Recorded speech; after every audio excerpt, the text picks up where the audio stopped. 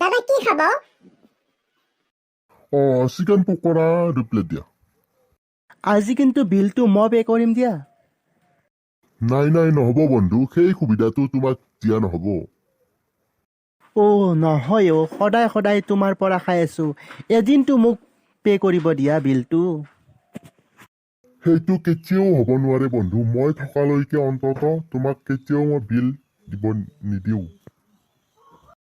ঠিক আছে বাৰু তুমিয়ে বিলটো পে' কৰিবা। এটা কথা হ'ল নহয় বন্ধু, এইবাৰ মই 2 দিনমান থকাকৈ যাম ঘৰলৈ। হয় নেকি? তেতিয়াহ'লে ময়ো এইবাৰ তোমাৰ লগত যাওঁ ব'লা।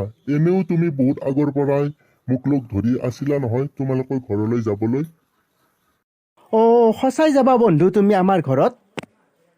তোমাক ইমান দিনৰ পৰাই লগ ধৰি আছিলোঁ, তুমি যাব বিচৰা নাছিলা, এতিয়া তুমি নিজে কৈছা যাম বুলি। সঁচাই কৈছোঁ, মিছা আকৌ কেলৈ ক'ম। ঠিক আছে বন্ধু, এতিয়া আমি এৰি হওঁ। তেতিয়াহ'লে কালি ৰাতিপুৱাই তোমাক মই 9 বজাত কল কৰিম। ঠিক আছে বন্ধু। বন্ধুজনে যদি যায় কাইলৈ সঁচাকৈ আমাৰ ঘৰত, তেতিয়া আমাৰ মাক ক'ব লাগিল। কি যে হ'ব আমাৰ মাটোৰ লগতো, ভালদৰেতো লিখিত কথা ক'বই নাজানে আৰু বন্ধুজনে কথিত কথা ক'লে বুজিয়ে নাপাব। তথাপিতো মাক এতিয়াই ফোন কৰি মই কথাটো ক'ব লাগিল। ৰিং কৰিছে ৰ'বা। মা ক'ত আছা তুমি? মই ঘৰতে আছো দে বাপা। কি ক'ব খুজিছা কচোন তই? মা মই যে এজন বন্ধুক আমাৰ তালৈ যাবলৈ লগ ধৰি আছিলোঁ, কালি যাব আমাৰ ঘৰলৈ। আহিবা খুজিছি যদি লৈ আৰু তাতে কি হ'লনো?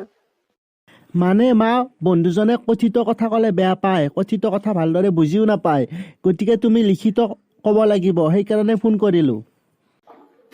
হ'ব দে মই কম দে, লিখিত কম দে। আমাৰ সিও যে আৰু নহয়, মোক যে ইমান বুৰ্বক বুলি ভাবি আছে, মই কিবা লিখিত কথা ক'ব নাজানো নেকি? কম লিখিত। মা ক'ত আছা তুমি? তন্দে আহি পালি, লিখিত। তন্দে প্ৰথমে হাত মুখখিনি ধুই লগে যা, লিখিত। মা তোমাক মই কি বুজাইছিলোঁ, একো বুজি নোপোৱা নেকি?